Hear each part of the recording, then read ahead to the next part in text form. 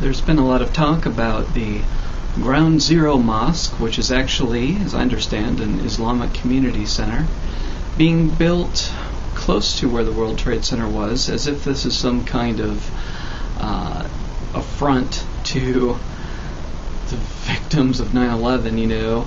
This is such a generalization to think that people who are Muslim are all, you know, responsible on some level or connected on some level to the acts of Al-Qaeda, who they typically view as an extremist group.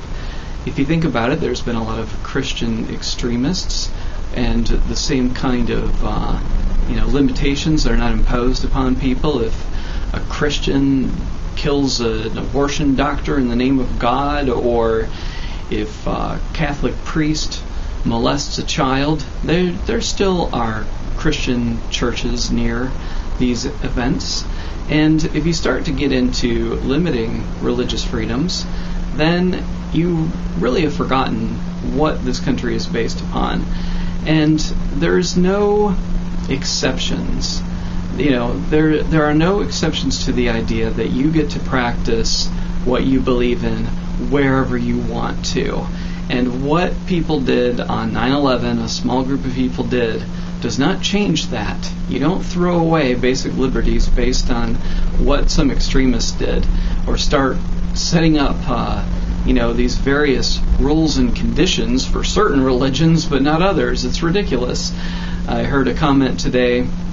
I was watching Hardball, and they talked about how there is this thing going around where, you know, certain Republicans are comparing this. I think Newt Gingrich said something about it would be like putting a swastika near a Holocaust museum.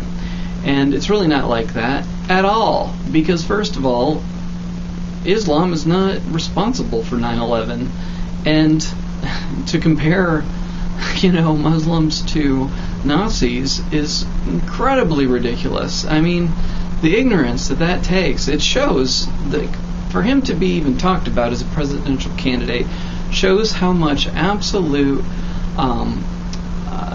just racism, ethnocentricity, just the whole judgment that exists in this culture that would allow that kind of ignorant statement to be considered acceptable by many people, and say, yeah, Newt Gingrich, he'd make a great president.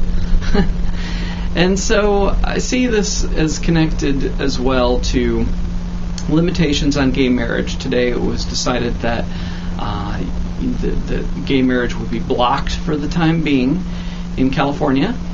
And I think it's really time for people to accept that gay people are not trying to offend anybody or offend God. They are not second-class citizens in some way. They are simply attracted to the same gender. That's it. It's not a choice. It's the way it is. And so I think it's ridiculous that, first of all, that laws are set up in a way that combine love with rights, but there are situations involving insurance and hospital visitations and so forth that involve a spouse.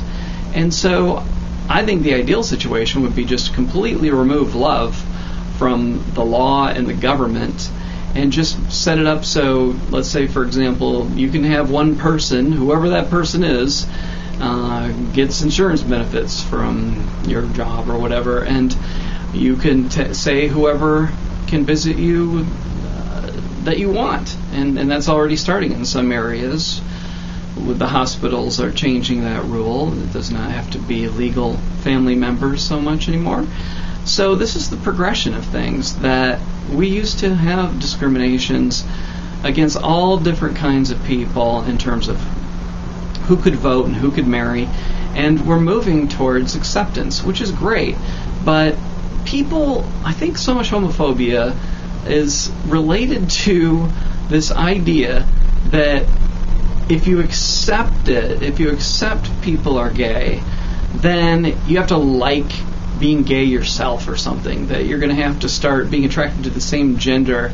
And if you find that personally unpleasant to think of, then you might generalize and say, well, nobody should think that way. I don't want to have sex with a man, so why should anyone?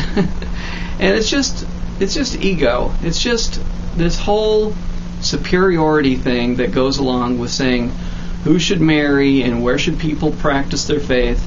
It's about the ignorance of ego and the idea that certain people are superior to others, and they're not.